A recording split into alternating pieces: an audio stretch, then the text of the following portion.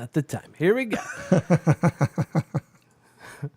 5, 4, 3.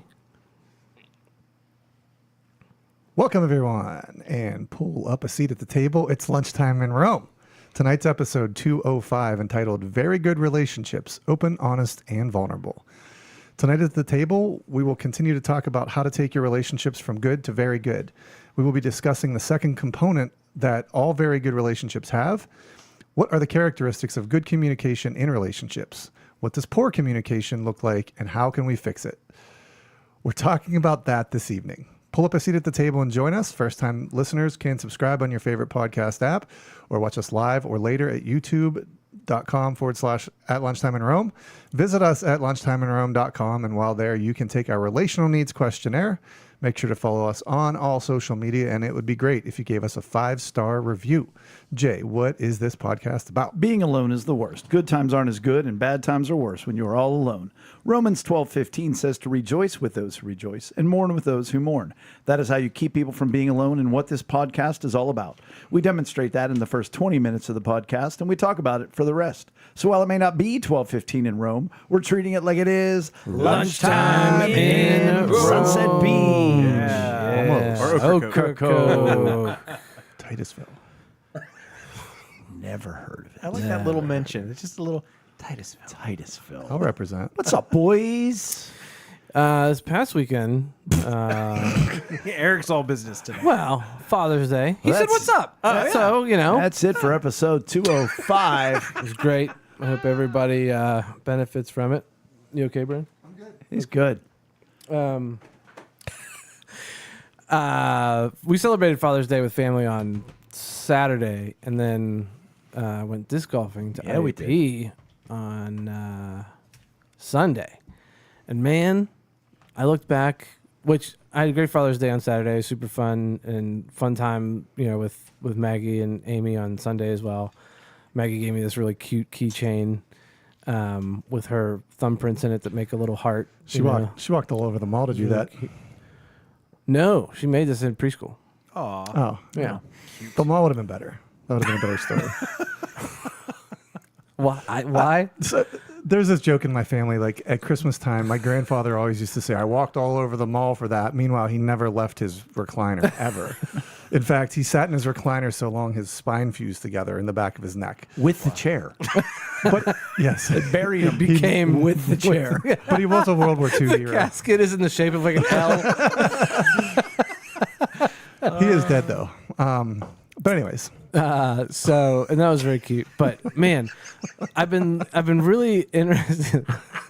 That's good. I've been really sorry. Technical issues. Yeah. I've been really interested looking back at my scores when we kind of first started playing. I was plus 21 when I played IUP, and I feel like that was pretty early on when we started, because it's been a minute. And I've only played it once. Oh.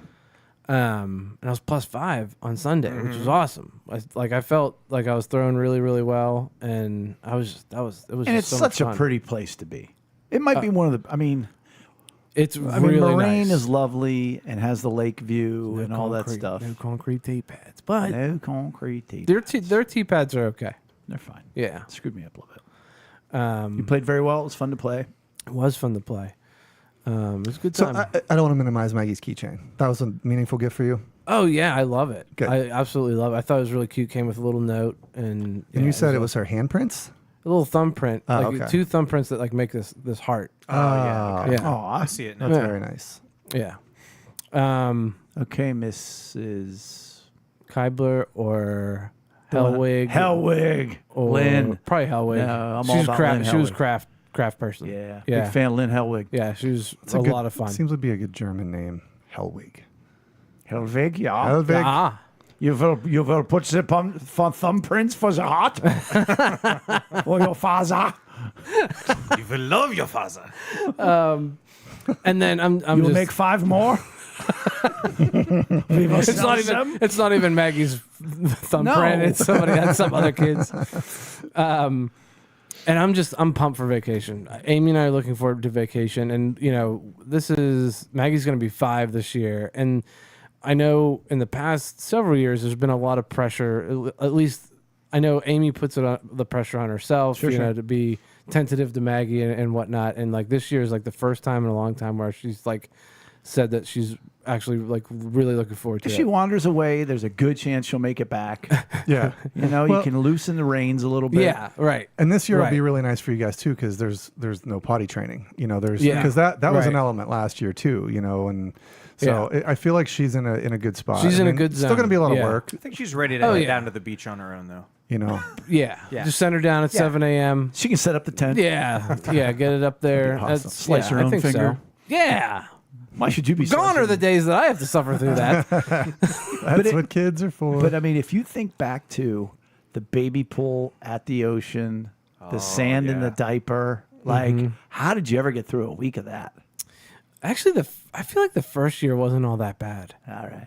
Cause like, I mean, like, cause she was still like she wasn't very mobile. Right. Sure. You know. All right, second year then. Yeah. Still in a second, diaper. Second year's rough. Yeah. Second year's rough. That was dumb. Although first year for me, because the previous year Amy was pregnant She asked when we for were at the that. beach, so I had a lot of fun and Amy didn't. I didn't even hear what you I said. said she asked for that. Oh yeah. prayed so hard for it. Yeah. It's a miracle. And the second year, I was kind of like I was on dad duty. That was not a vacation. Was that Ocean City? Must have been. I think so. Yeah, that was still. Yeah, it's still Ocean City. Good times. So we're really looking forward to this year, and I can't wait. And so, spoiler alert, we won't be here next week. We will not be here next week. Remember the first year when we talked about taking the stuff on vacation and Brian's like, I think so, and everything else. And Eric's like, no. No, it's too hard. the For a podcast, Yeah. It Yeah. would be hard. Yeah. I have a couple good stories to tell. Oh, Since I wasn't here last week, I don't know No. if you remember. Well, first of all, a quick Father's Day coincidence update is that I wanted to go on a little family disc golf adventure. The hope was, of course, all four of us would be able to go. yeah. Having the family together on Father's Day. Okay. It's too much to wish for. Well, Ben had to work, so that was his deal. Someone's got to make money. Right? Somebody's got to do it. But I also settled on, before I knew you were going there, gentlemen, to IUP. I wanted to go to IUP, and I was like, all right, well, let's go. And I guess I pulled in and I thought, okay, maybe their car will still be in the parking lot, but you guys are probably long gone by. I don't know We if were long. not long gone. We were Yeah. done by like 3:30 or something. Oh, man. But we must have just missed you then. And you saw turtle? We saw a little turtle on fairway number one, a little, like, I don't know, painted turtle or box turtle or whatever they're called. This is a turtle. It was a cute It turtle. was a turtle. It wasn't like a vicious, like, snapping turtle. It was a good one. But I had a great time. Also, I know what a turtle is. Oh, turtle. I texted these guys later my impressive score because I was like, wow, I have never played so well. Like, this was great. And it happened to tie Eric's score for Yeah. the day, the plus Oh, 5. nice. That was so cool. So Yeah. it was- He literally joined you in your score. Yeah. yeah, it was wonderful, and had a good time with it. Was just Amy and Lily and I, obviously, because Ben was working. Yeah. But Ben, the other half of that story is, so he's had this theme going. At least I think the first game he bought me. So he's been getting me board games. That's like his Oh, that's a great gift. go-to gift for Yeah. me, right? I love board games, and he's Building up the library. Yes, and there are these interesting, things that regular. It's not Monopoly and Parcheesi, right? Right. It's our nerdy. Oh, did he get you Spirit in-depth- Island too? No, not that nerdy. Well, who knows? Maybe this is nerdier. I don't know. Yeah. But last year he got me a national parks themed game. Yeah. Where obviously within the game you have to like go to national parks and collect things and like game stuff. Yeah. This one I haven't looked at it yet, except to open and see the box. It's a United States Postal Service themed game, Sounds riveting. and you have to travel around the country and deliver like mail in the most Do you efficient have to like way. avoid like shooters, like ex-employees Do you, coming do you back? have to balance the budget? Probably, I don't know. Little That's- dogs biting you. $7 that's billion probably part in of debt. it. I know that the artwork though, it's like the artwork of like the little golden books, like from when we were little, and Yeah. even like when our parents were little and stuff. Like it's really this like classic looking kind of artwork style within the Interesting. game, and Do you have to defeat the UPS guy? And... I will let you know. I'm going to give you guys an update after I get into it a little Take his bit. knees out We're with going to the take it crowbar. on vacation. Speaking of vacations, we'll take it on vacation. And all four of test you it are out. going on this vacation. Yes, Yeah. we're going down to Ocracoke. Pray for Shop and Save. They can make it without Ben. I tell you, He holds gets a that place line, together. man. He gets a line. That's probably because I could just see him being a quick cashier. Well, and I know because that's my go-to store, like outside of like Aldi and Sam's Club. Like that's my go-to store for stuff. And I mean, there's certain people that you just don't want to get in their line because you know they're going to be incredibly slow, or they're just unpleasant. And you go to Ben, and he's just so pleasant and nice and quick. yeah. Yeah, Doesn't even combo. need to register. Just does all the math in his head. that's right. For being a lover of math, and that's his major in college, he is surprisingly bad. Sorry, Ben. Surprisingly bad at like doing arithmetic in his head. Interesting. Like really, like not his. He's thing got to write it at down, all. and yeah. I get that. Yeah, He's got advanced math knowledge out the wazoo, but yeah. quick arithmetic, no. Really? Yeah. Weird. How was your trip to Tampa? Yeah, so that's I know, I wanna another hear more. story. Oh my gosh. So Amy and I took a little 3-day trip down to Tampa, Clearwater area on the Gulf, and How was water? oh my gosh, amazing. Clear? Clear water, warm water. They should call it warm water. No, they call it clear water. That's good too. And it was just sort of like a little end of the year celebration, getting through this crazy year. I've talked about it many Of times school. on pod. School, but mostly Oh, like yeah, just right. like all the things, all the 'cause incidents. You, the you, worst. You've been in a storm Yeah. since like July 4th last year. Exactly. So the biggest, of course, being Amy's cancer issues And the Tesla. getting through all that. Well, and then, the Tesla, but yeah, then that's her probably dad. worse. Yeah. I mean, you guys went through Yeah, some but the stuff. Tesla. There was some it was a serious year. The a very, Tesla. Months Maybe you a were little worse without than the them. cancer. I had to go Yeah. all the way up to Cranberry. I know. That's Well, she had cancer. Jim had COVID. Something. Something. right. But yes, you've had a bad year, so this was a nice end of the year celebration. Yes, this was celebration. kind of a clean time. slate. And it was, someplace we've never been, and just It's a great area. get away. The for golf the is two of us. amazing. Yeah, Yeah, it we really is. loved I've never it. been. We went to this I've been place once. It really is cool. called Shepherd's Pie. Resort. Hook. Shepherd's Resort, and it was right on the water, and it had a pool, it had a private beach, it had restaurants and bars, and it's like what you see in the movies or like in the Caribbean or whatever. I've never been to the Caribbean, so I just know it from movies. But sort of like in miniature, like closer quarters, but everything we could have wanted. One-stop right there. shop. Live music, like pretty much all day long from like Food, lunchtime like on. buffets and stuff. Say again. Food, like buffets and stuff. No Oh, buffets, but just Order whatever you want. order. Yeah. Yeah. and it's all on like a tab. Like you can order whatever you want, and you don't have to pay for it. Or False. Okay. Yeah, it was just. It wasn't all inclusive. Gotcha. It was Gotcha. It was just we paid for the room and then whatever else we wanted to buy we Mm-hmm. bought. But we had a really great time, and we went on a Monday through Thursday morning. Okay, so we had like our Monday, Tuesday, 3 nights, right? So Monday through Thursday. Well, I shouldn't say morning. We checked out Thursday morning, but we still sort of hung around the pool that day. Got home this past Monday. And we had loved that place so much. Like it was quiet. I mean, there were certainly people. It was busy by our standards. It was like, okay, there's lots of people around. Everything's fine. But it wasn't like spring Let me break. tell you, Thursday, I was glad we Getting close to the did weekend. early in the Yeah. week Yeah. because this huge group of people came in.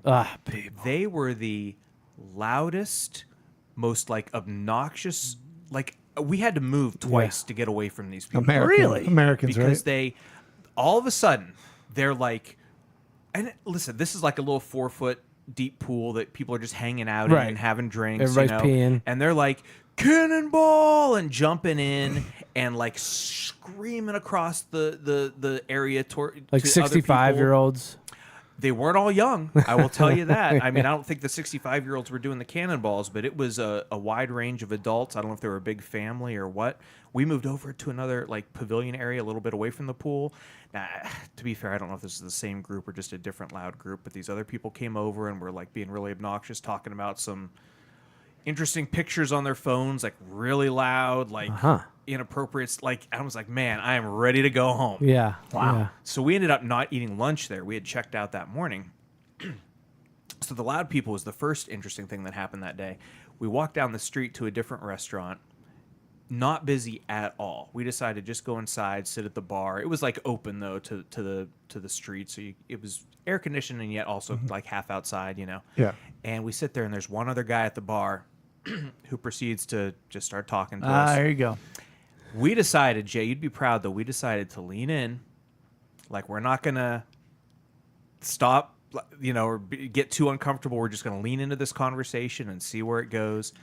This dude, I still don't know if he was telling the truth or if he was trying to like con us or what was happening, because he told us he was an ER nurse and he works nights.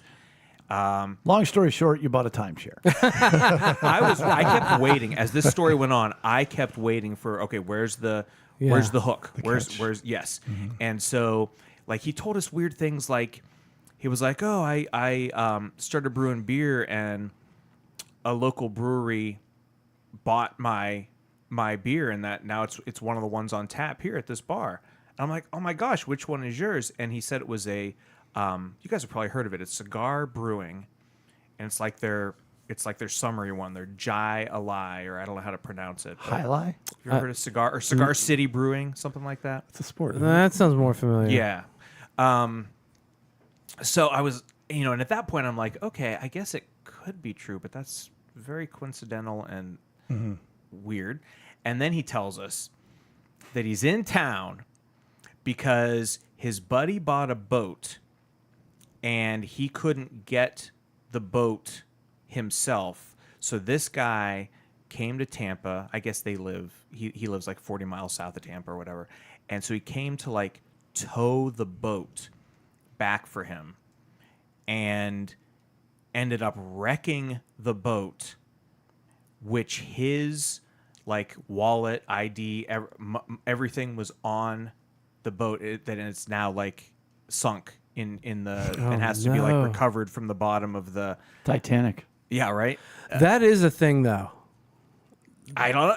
So when I he's telling forget me how I this- know that, but I know that's a thing where like you don't have like jurisdiction or something that you can't run it back by yourself or something like that. It's some weird thing. Okay. And I've heard that before. Yeah. And this brewing company is in Tampa. Okay. Yeah. Okay. This could be all true. But when he starts telling me that his ID and his wallet are at the bottom of You're ready to get the bill for his Exactly. bar tab. Yeah. I'm ready for him to say, so if you guys have anything, you know, but it never came. Like that part of it never happened.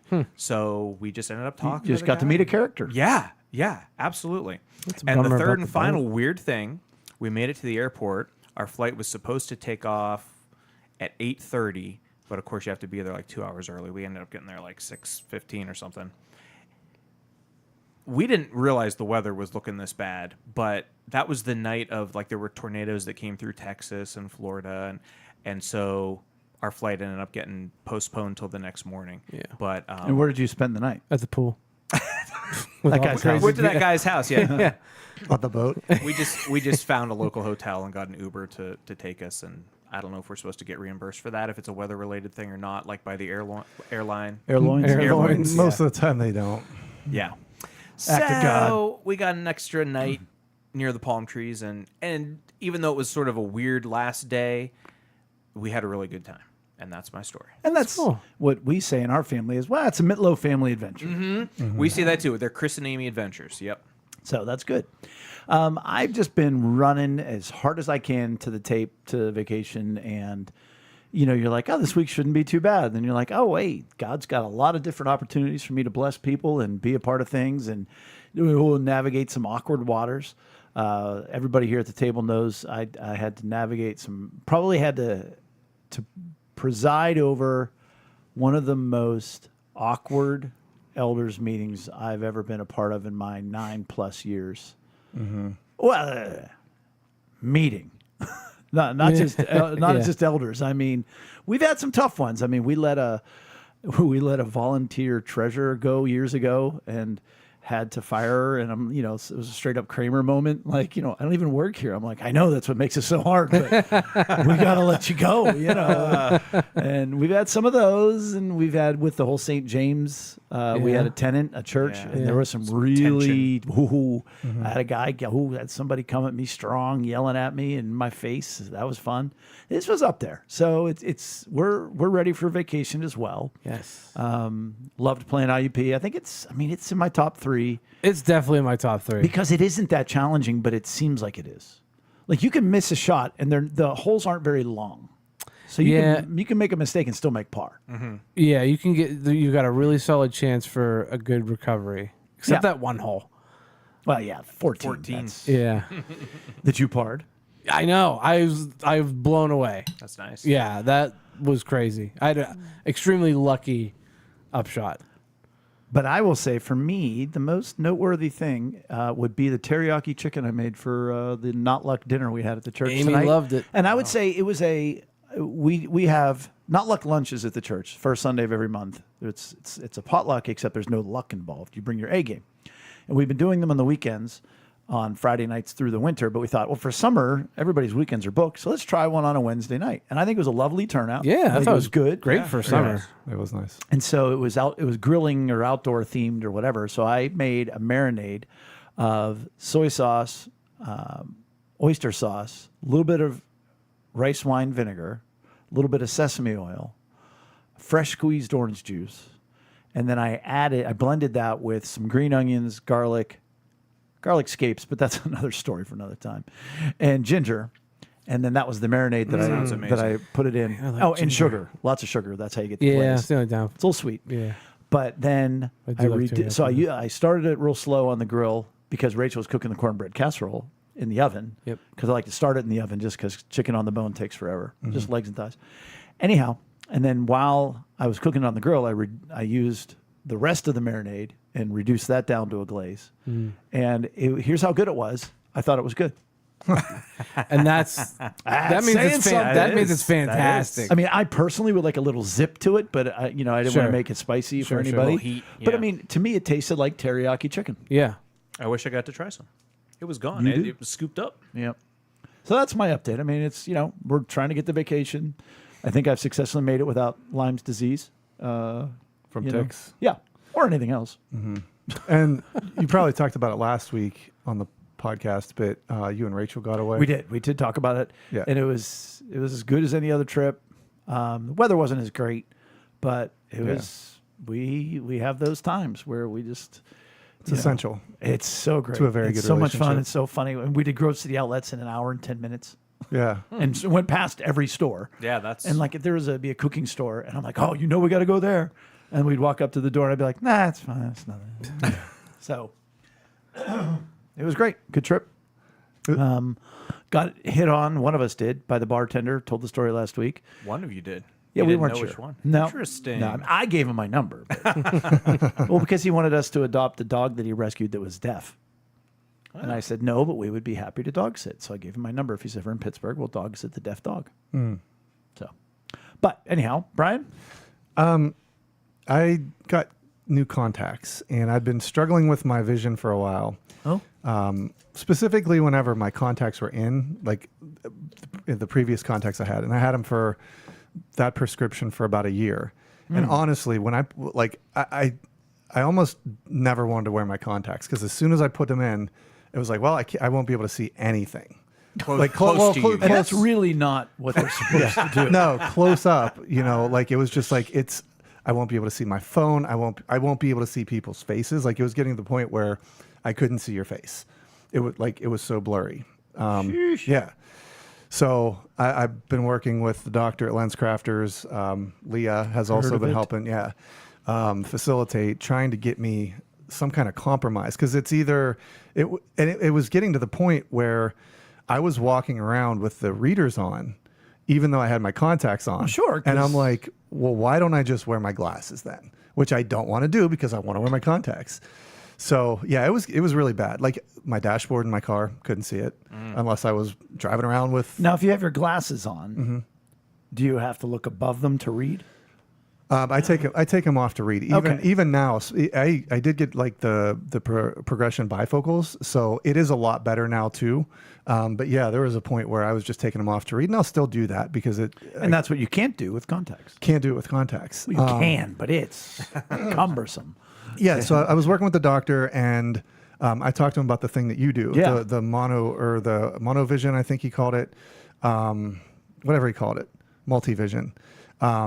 But I talked to him about bifocal contacts, and for some reason in my head, it was I can't wear them. Somebody at some point told me probably not a fit for you. So I was like, can I try a pair? It's night and day. Really? I love it. I can read this. It's so refreshing. Like, and I'm sacrificing a little bit of long distance, just a little tiny bit of long distance. What's really out there? Yeah, right. It's all right in front of you. Well, that was my question. How has it impacted hockey? Well, I only played this past Friday with it, and it was fine because I mean, was it worse before? well, it was getting like, but it also got to the point like when I would first originally put my contacts in, they were pretty crisp, except for my left one was also like actually physically painful. So like I was constantly blinking, which eventually over the course of the day wears your eyes out, and these like whatever was going on is just wearing my eyes out. So, so with this, it's horrible. Yeah, it was terrible. Yeah. It was terrible. Because you're with your eyes all day. Yeah, I have to use them a lot. And so I use my spiritual eyes more now. Good. But yeah, with hockey this week, it was great. I won all 3 games. But what is just really refreshing is the mid and short range again. Not having that for so long was tough. Yeah. So I was wearing my glasses a lot, which was fine. But this is so refreshing because I do like wearing contacts, especially when it's bright out, like at the beach and stuff. Well, Like when I'm out and about, I don't like to have my glass. Like when we're disc golfing, I don't have my glasses on or anything like that because I don't need them. Yeah. It's really only when we're doing computer stuff or reading, whatever. But yeah, so that's awesome that you don't have to have them on your face. Yeah, and not only has it like helped the actual vision, but it also and through that it's made my eyes a lot less tired, which it makes the contacts more comfortable. Yeah, because they're not drying out. So overall, it's been great. Yeah. I think a week and a half into my trial, but I mean I'm really sold on them. So yeah. So thank you, Lens Crafters. Isn't that great to find a solution? Yes, it was. And like I had to work for it a little bit. I kept having to press to, hey, can I try this contact? Can we do these different things? So there's a life lesson there. You keep pressing. Yeah. But that's great. And today's officially the first day of summer. So happy summer, everybody. And yeah, Longest day of the year. we're going to the beach. Father's Day was great. I didn't do much. Sat home by the pool.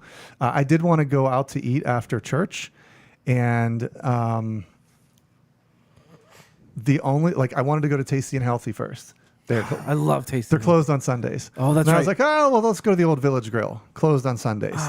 Then I went to there's this wood-fired pizza place run by these, I guess they're old Italian guys across from the Dollar General in Frankstown. And one of my hockey guys had told me it's almost like a mini Labriola's. Like they have meats and cheeses and like that's news to me. stuff in there. Yeah, Right, I think so- they have like a little deli. Yeah, so I wanted to go in and check it out, and so I pulled up and Closed on Sunday. no, the guys were sitting outside. These older guys are sitting outside drinking wine, and I start walking, and they're like, "Hey, bud, sorry, we're closed." I was like, "All right, I'm going home." I went to Aldi and got a rack of ribs, so I made the ribs. So and that's what I go. did. And it was great. So. We're not supposed to transition yet, right, Eric? Right, that's right. Okay. I had a little idea. So I was listening to. Oh, you're gay. Yeah, I was listening to another podcast called Ninjas or Butterflies. Oh yeah. It's and I have grown to enjoy it. Are you serious? Lot. Yes, like I've gotten over her voice. Yeah. No offense if they. And then when if they do ever their is. fake little voices, it's a little weird. yeah. But sometimes they're really funny. Like And- when yeah. they do it. But Crazy. it's why.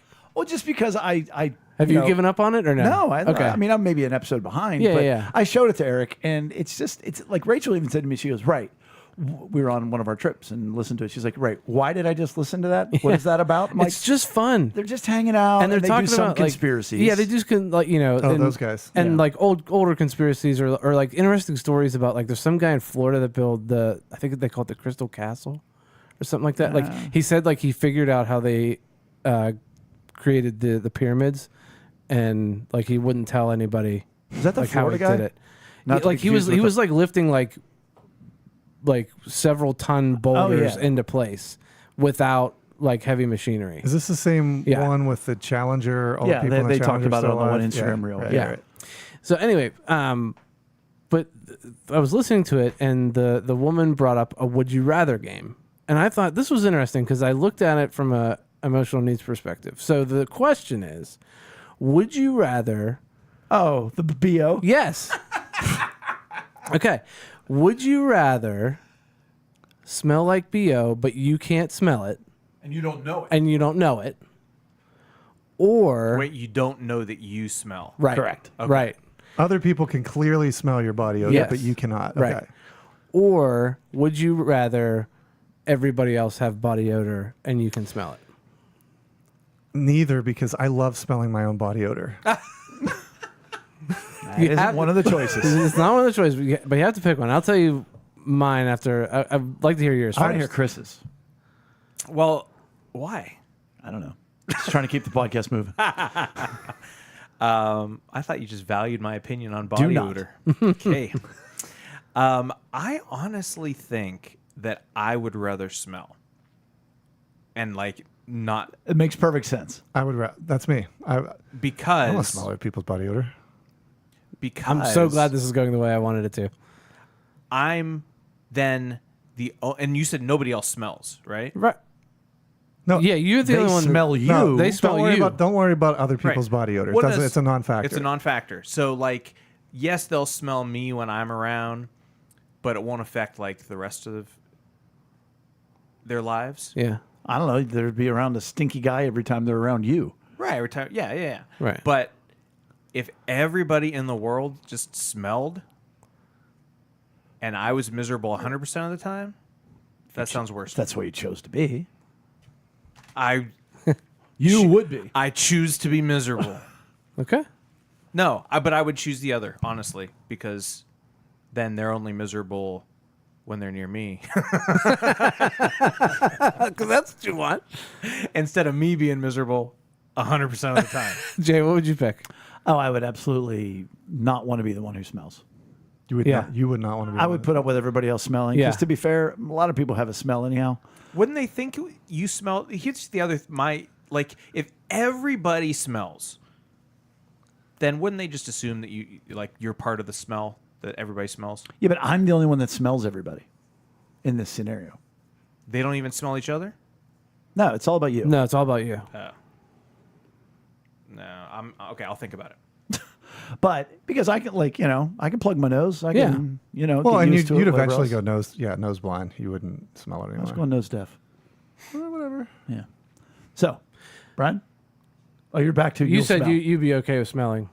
And none of us have made the joke of, oh, you really do smell. So we're pretty elevated. Yeah. No, I would rather me smell than not. You'd have rather to impose your smell on everybody else course I than would. have everybody else and I smell. do it. I just like the scenario is not there where I also get to smell my own Like body Brian, odor. Brian, the Like, pool's I not- lo- the pool's not I covering it love anymore. I love my summer aroma. I came to your house last night, Jay, and Smell me, Jay. Yeah. well, I didn't make you smell me, but I definitely smelled, and it was glorious. Didn't And- notice. Nah, see, I don't know. See what? I don't know. Smell what? Brian, you kind of smell like Kramer's Beach cologne. Ah, yes. Yeah. Okay. That I said Levi, not Levi. Calvin Klein stole it. Yeah. All right. So why is this an emotional responding game? Well, so I'm Emotional gonna needs. say mine. I would rather everybody else smell and me not smell. And I thought of it because I was like, well, I believe it's because I have a high need of acceptance and belonging. Because like I don't want to do anything wrong to stand out. or upset anybody.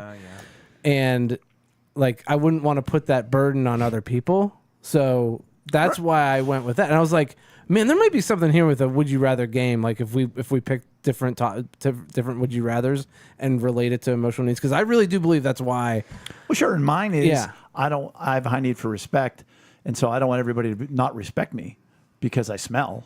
See, it's funny for me because I go, if you can't accept me despite that, you're dead to me. We're all down at one end of the pool. Brian's down at the other. We're like, hey, Look, buddy. if you can't accept me for that, then you've got a problem. That's a you And problem. Chris just has a terribly weak constitution, so he could not put up with I smelling. could not put up with it sounds terrible. But no, it's- that would be a good game. Yeah, it's well, a good okay. point though when I say like, oh, I wouldn't be. What was it? I smell, so they're miserable like only when they're around me.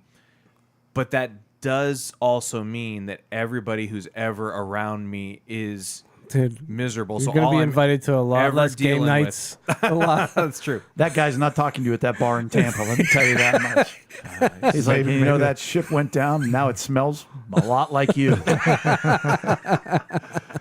This definitely should be a episode. This coming could be a segment or Okay. something. Yeah, I'll I think if maybe not every episode, but I think if we ran with it right now, it'd be good. yeah. But I think if you spend some time on it, it could be very good. And too many people settle for good.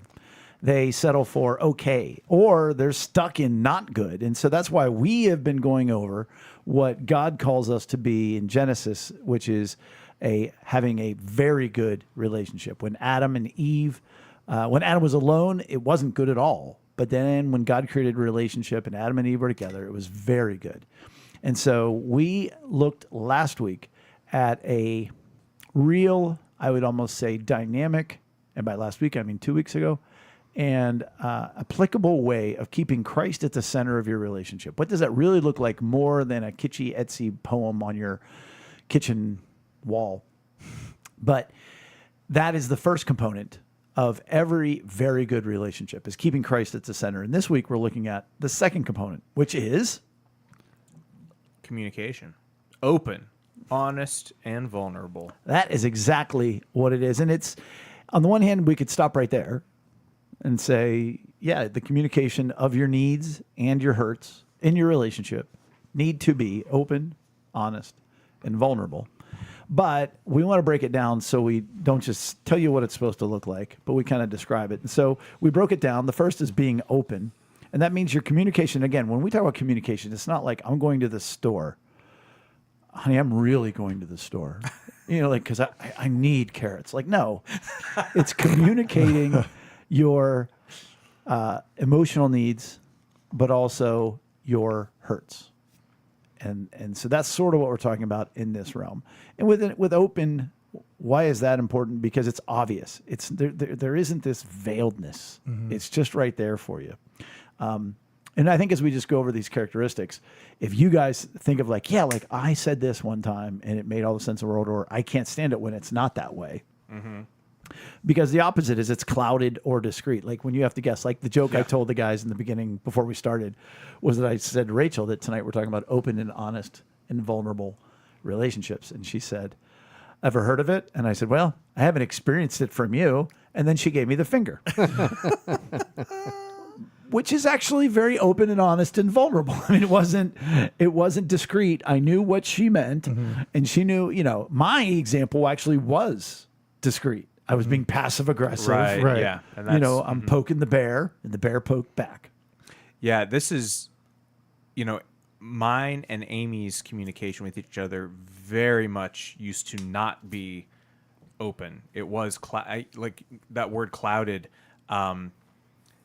I think a lot of people suffer from like, well, we always talk about past hurts, like how everything is filtered through past hurts. Communication or lack thereof can be filtered or hindered by past hurts, and like I think that's where we And were created by.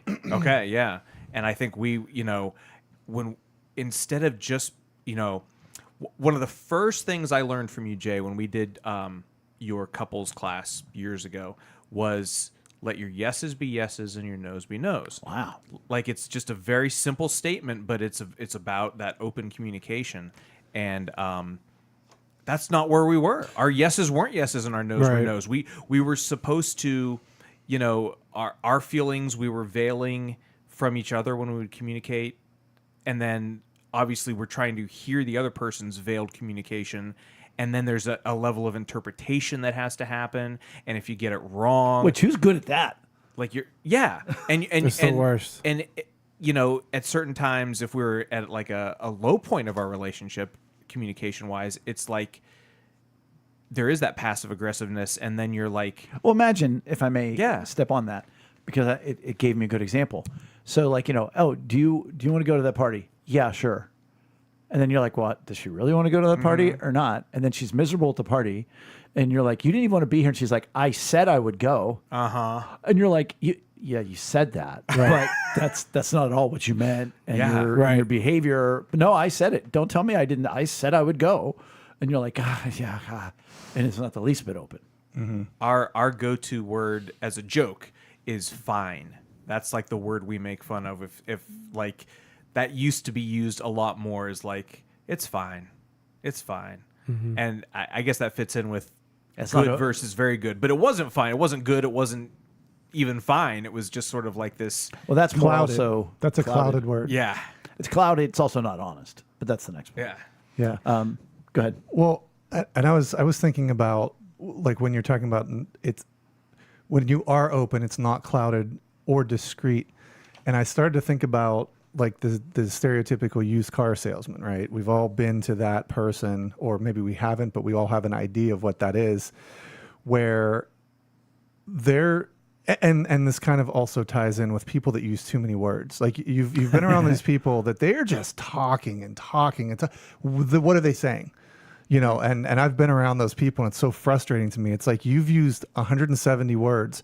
You could have used 5, you know, and so I appreciate people that can form their thoughts and they're not going to beat around the bush. And I think a lot of people can't do that. And you know? don't have to draw it out. You don't have to draw it out. And you, like you said, with it's fine, there probably should be more words in that instance because it's not fine. So what do you mean? Right. Now I do have to draw it out of you. And that can be very exhausting, you know? You said used car. Think of a real estate listing. Yeah. You know, cozy backyard. Yeah. Right. That's a little clouded, maybe a little discreet. Yeah. And a lot of the opposite is with anger and with threats. You know, that's not open. You know, that's very directed. That's very manipulative. Everything else. Second, being honest. It's not deceptive. You know, and they do overlap. By the way, these are there's a lot of overlap between the two, but it's just so simple. It's how am I feeling, and what do I need, or how have I been hurt? Mm-hmm. And you sit there and you go, well, of course, duh. That's exactly it. But that's not what we do. No. We stew in our feelings. Yeah, nobody and- does that. Yeah. That's so great. It's not what we do. Yeah, nobody does. I'm not even like great at it. You know, I'm a lot better than I used to be, Well, but right. like, you know what I mean? Like I could still do a lot better at times. Yeah, you stew in it, and it could be something your spouse doesn't even know that they said, so you haven't been honest and open with them about the hurt that you just got from them, and then you lash out at them later, and they have no idea that anything was wrong, and so they lash back at you, and it's a horrible cycle of non-healthy communication. It's so essential. Go ahead, Brian. No, you took the big inhale. Go. How many times do we say something we might not mean because we don't know what's going on within ourselves? Like, you know what I mean? Like there's so many times that a lot of people walk around just like with this undefined anxiety, or there's something eating at you, or I can't quite put my finger on this.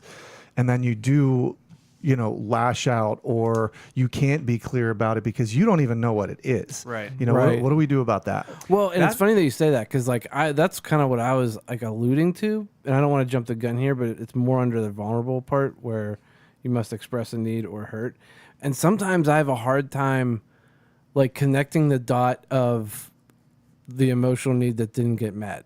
And that's why I'm feeling the way I'm feeling. Like I said, I'm a lot better than I used to, but there's times where like why am I getting all worked up right now? Right. And then Yeah. it can present its own problem because you might not even, like, you might hurt the person that you're talking to. It's not even about them, you know, but so now you've got that conflict when you have that undefined thing. You know what I mean? Yeah. You know what I'm saying, like, how many times do we have conversations with people that may be clouded or may be angry, and it's not even about you. It's just you're the person Oh, it standing in leaks front out of onto them. that. Sure. Right. Yeah. I will say that Cup. that Amy and I have gotten a lot better at when we don't know, because we both suffer from. I think the term is just generalized anxiety, right? So we have anxiety that we don't always know where it's coming from or what it's connected to. Free floating. Yeah, right. Like Did you remember? Did you look? free floating vapor. Oh. That's Ghostbusters. Anyway, I was saying. So being sorry. Being honest about not knowing. So like we will communicate to each other. Like here's how I'm feeling. I'm not sure why. I'm not sure what's going on, but I want you to know that this is happening right now. Well, that's great. Right, and we're Yeah. able to provide each other grace. Right. that's, That's the we can- foundation for that grace. Yeah. So Well, and Brian, because when you said earlier, like you don't understand, you just have this anxiety, and that's why I was going back to the not mass hysteria, but the Mass formation. mass formation. One of the Desmond- characteristics is a free-floating free-floating anxiety, and that brought back to the great awakening we all had to the term. If you are not aware of your emotions and your emotional needs, you'll always be manipulated by your feelings. And so that's what happens. And then because you don't have the vocabulary to be open. You just go with feeling terms and not emotional terms. Feelings being, I'm angry, I'm sad, I'm pissed off, I'm this, I'm that. Not, man, I really feel disrespected. I feel like when you. And so people don't even have the ability to be open because they don't have the vocabulary for it or the awareness of what they're feeling or what they need. Right. And so that's why a lot of people don't do it, let alone the past hurts of, I was that, I didn't get that. So I try to manipulate by not being open and certainly not being honest. When we are being honest with somebody, we want to be as descriptive and informative to the other person as possible. Please. If you made me mad, well, that's okay. But you made me mad when you didn't meet my emotional need of this by doing that. If you can go that far into it, go ahead. You're getting worked up. I just think about like HR departments and lawyers and the language that they use in order to convey a thought. It's like, just effing say what's on your mind. You know what I mean? Like, Brian's looking for concise please. communication. Yes. Like give me the respect to be able to handle whatever it is that you're going to say to me, and don't beat around the bush about it. To that end, if I may, Yeah. I saw, I believe it was a tweet or it could have been an Instagram reel, where a guy was saying how, you're supposed to sandwich, a insult or criticism something. with Yeah, a positive right. on either end. And You're he good was at that. And he was like, thank you. Because he said, that's terrible. I was gonna say I feel like that's gone now. There's like a new way to do it. Well, his point was, hey, just come to me and say, hey, I value your effort. I value what you do. So I have to tell you what you did wrong. right. Like, it's not, hey, you're doing great. You can do better. Hey, remember, you're doing great. He's like, no, respect me enough to come to Right. me and say, you fell short here. Right. Right. Well, that's what I mean. That's what you're good at. It's not the sandwich thing. It's leading off though with some respect and. Right. Well, and everybody's different. Well, and like you always say, earn the right to be heard. I mean, even if it's somebody that you know and have earned that right in that particular conversation or that particular issue that you're dealing with, it is still nice to earn that right to be heard with what you're going to say after you've given them a good word. Yeah. You know what I mean? No, and I agree. Well, like you said, just be concise. Well, I said it for you, but like use less words and be more specific. And that leads to my last point in being open. And I do this with every couple that I meet with. I teach them, they take the relational needs questionnaire. They get their top 3. And I say, okay, go over them with each other, but give a very specific way how the other person can meet that need. And I call it giving legs to the need so it can move, so it can walk. To me, that is so vital. So like, a guy has a high need for affection. Well, he, with his wife. Okay, so that means he wants to make out. He wants to, have sex, whatever else. He tells her, I have a high need for affection. Great. So the next day he gets home from work and she greets him at the door and gives him a big kiss. And he's like, oh, gosh, I am so sweaty. I'm so hot. I'm so bothered. I just want to sit down and have a beer. Well, she's like, Yeah. you were open with me. You told me you wanted more affection. Right. He's like, no, I don't want it now. I want it at, 10 o'clock on a Friday night. Well, now she's hurt because she tried to meet his need. Right. He's mad because he's still not getting what he wants. And what I hear more often than not from, I would say, one person in any relationship, well, I don't want to have to tell somebody how to meet my needs. Okay. Well, if your choices are you have to tell them exactly how to meet your needs, or you don't get your need They met at don't all. meet them, yeah. Which one are you going to choose? Because if he said, I would like to have sex on Friday and Saturday nights, and she goes, okay, he's still in the winner's column because they're not having sex if none of this happens anyhow. And then eventually we learn. You don't have to communicate the need because we go, oh, this is how they like to have their need for respect met. Oh, this is how they need, for belonging. They love it when I post online about how I have the greatest husband in the world or whatever. I would even say it's harder for people that have a high need of acceptance and belonging to do that. To do what? To be specific? Yeah. Because They don't want to like say something that would be like either like embarrassing or wrong or like have, make sure, make, or a high make need their, of security. make their Because partner, what if they don't do it? Right, but make their partner uncomfortable. You Well, know that's what I mean? that's goes into what you're talking about as far as being vulnerable. Well, Right. wait, I wanted. Sorry, before we skip ahead, I just wanted to mention. Hell of a segue. I did get You're just trying. when you are doing open. You talked about like being descriptive and as clear as possible. At the other end of that, at the receiving end of that, descriptive and clear, like you have to. I almost feel like you have to establish with. I mean, and we're talking mostly about like intimate relationships or very. It's true of all relationships. Right. Like you have to establish that sort of communication is okay because I know, and again from personal experience, I am a very defensive person. Like I need that high respect and We've met. yeah. So when somebody says something to me, Amy, I immediately bristle up. Like, what do you mean I did something wrong? I don't feel like I did something wrong, right? So being the recipient of what she says to me about, here's how I was hurt, here's what you did, and here's the emotional need that got knocked by, whatever I did. I think it's important for me and whoever else in whatever relationship hearing those things.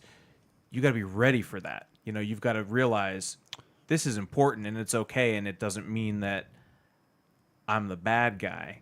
It just means And that's a process. This is how and we and again, grow. that is being vulnerable. And yeah. Okay. There you go. And that is a discipline, and you have to learn how to do that. But the only way through that is forward.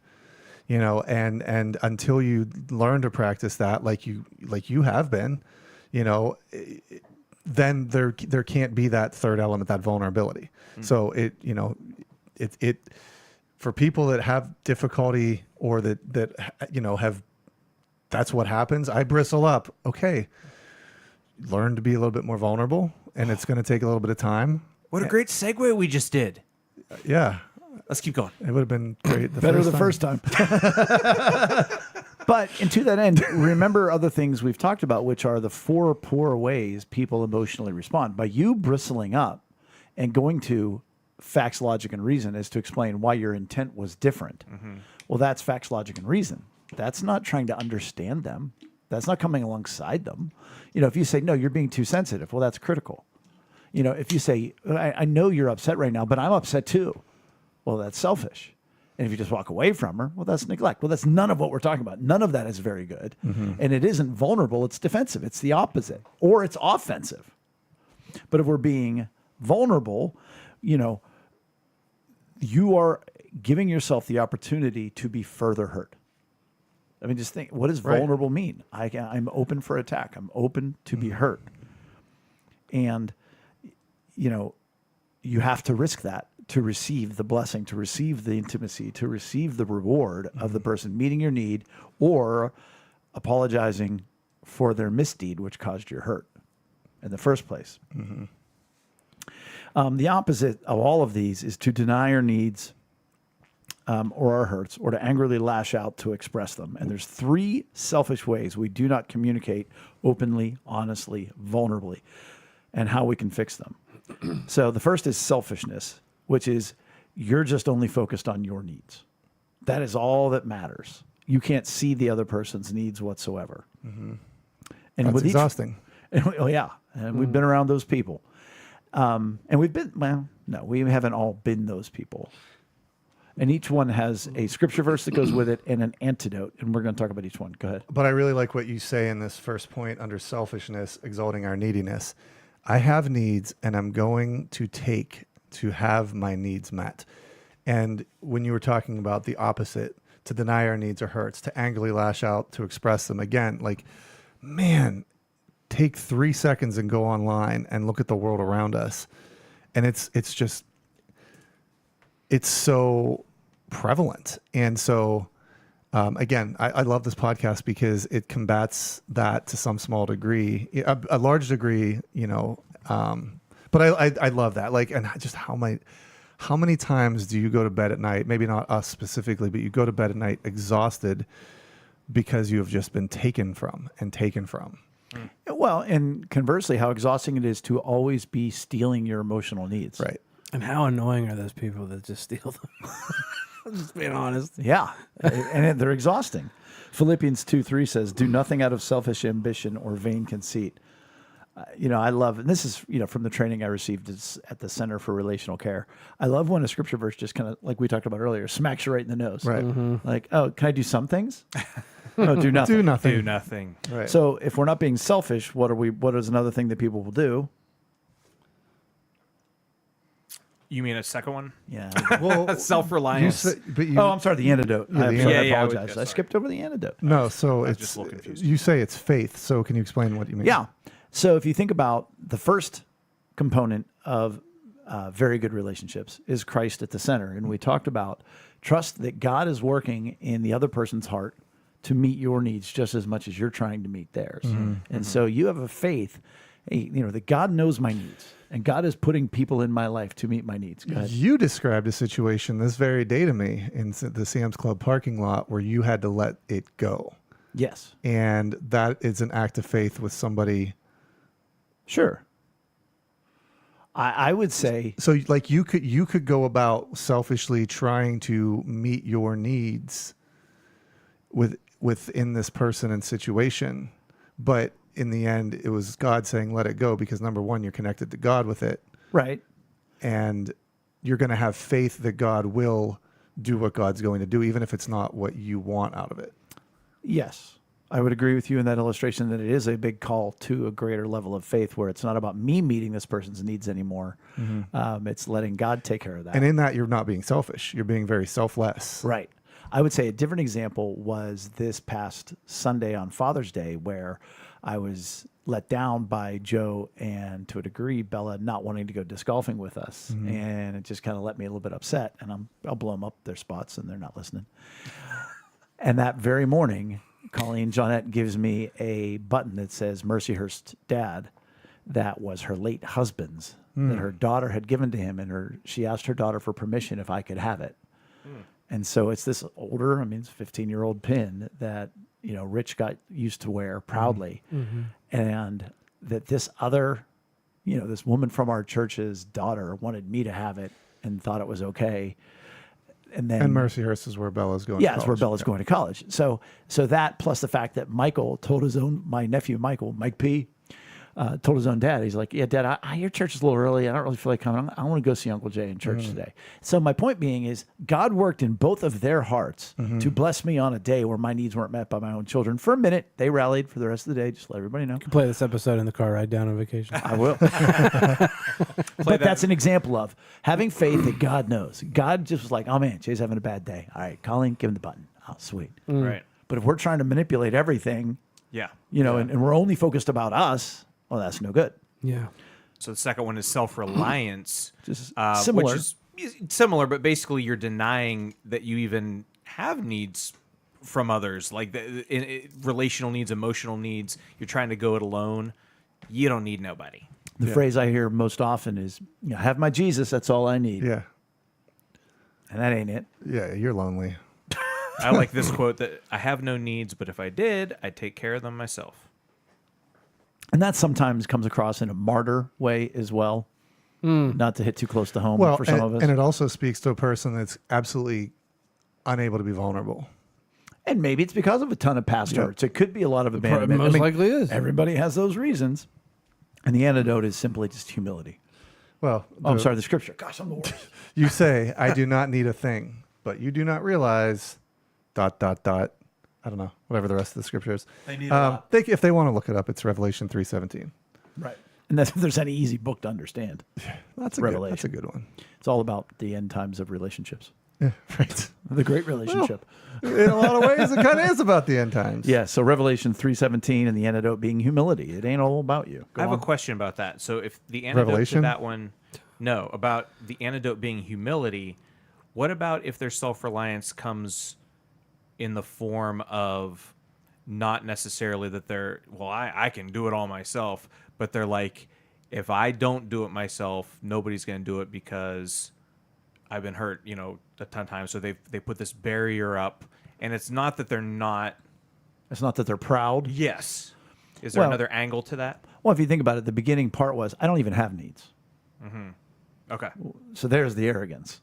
There's the pride. So I'm talking about a different category, perhaps. Right, but then the second was, and if I did, I'd take care of it myself. It's not, man, I've been so hurt. Like, that's way too cognizant. Okay. Do you know what I'm saying? This is somebody who has like gotten to the point where they're like, no, I'm fine. I don't need anybody. And you're not fine. You need to be humble and realize, no, you've been hurt. I would say to that person, you need to humble yourself and realize, I wouldn't say it. I would join them in their emotion, come alongside. Right. Eventually they would ask me, and I would say, you've been so hurt. You're sitting here with your chest puffed out. And you have to realize that you're worthy of having somebody come alongside you. And you need to humble yourself and not be so proud and not be such a martyr. I wouldn't say that either, but that's the reality of it. It's still humility. Right. It's a forced pride. And then the third way would be self-condemnation. Where Eric and I just start rising up. Now we're getting into our wheelhouse. Self-condemnation. Yeah, I was going to say, this is me. Denouncing our neediness. I do have needs, but I feel bad that I do. It's true. Tell us, Eric. Well, there are times where I don't want to be a burden, and I'm not worth being a burden. yeah, I'm not worth it. Or even my need for acceptance. Like, I don't want to put my emotions on somebody and have them have to deal with it or, whatever, same with belonging. I'll just set my emotions by the side. I'll meet yours. And it'll be fine. Right. I'll eat this one for the greater good. It's amazing to a degree that you ended up with Amy, because very often I think people if you just look at my relationship with Rachel, that's a more typical self-condemnation kind of a spouse where she's got a lot of particular needs. They're pretty well known, and she's fine with me meeting them. Like if we had never gotten any better, it would be all about her. I would be left by the wayside until I would resent it, and then I'd blow up, and then I would go my own way, and then I would throw a fit, and it goes to the marital games that we talked about. Whereas Amy's not like that. She's not like, oh, it's all about me. And not to say that Rachel said it's all about her, but she's like, yeah, I have a lot of needs, and you should probably meet them. Right. Especially when we met, by the way. And when we met, it was very much that way. Yeah. Amy and I are pretty similar with That is true. our emotional needs. So, yeah, that makes sense. And the scripture verse for this one is not very veiled. There is now no condemnation for those who are in Christ Jesus. Romans 8:1. And you say, what if I'm not a Christian? Well, you've already not done the first one, which is keeping Christ at the center. So then you probably don't care about these scripture verses. But the reality is there shouldn't be condemnation. That God loves you enough to die on the cross for you. But your needs So that's don't need telling to be you met. that you're like, you can't tell yourself that you're not worth it, because in that example, in that reality, Christ died for you. Right. But Don't- you shouldn't need to be accepted by your spouse. Right. Like what? They're There was this one time, and it's always stuck out to me. Lex and I were talking early in our marriage. Actually, I think even before we got married. And I was telling her some things about who I am and, things that I did. And one of them was pretty deep. And she said, she took it in and she paused and she said, well, if God's forgiven you, Why can't you forgive shouldn't, yourself? no, why shouldn't I? Oh. And like that always stuck out to me, and it did lead into that. Well, why why don't I forgive myself if this, and it doesn't give you the license to go keep doing things, Right. because I'm forgiven for it. No. But you know, that was But that's the last thing on somebody who's in self-condemnation's mind. right, and They're that- not thinking like, okay, I'll just keep and sinning. so if you do suffer with that, if you do deal with the self-condemnation, please take that scripture, Romans 8:1, and really digest it, because you are forgiven, you are accepted, if you're in Christ. So I want to give an example for the antidote by telling a story. The antidote is gratitude. And that made no sense to Thanks, me. Jay. What?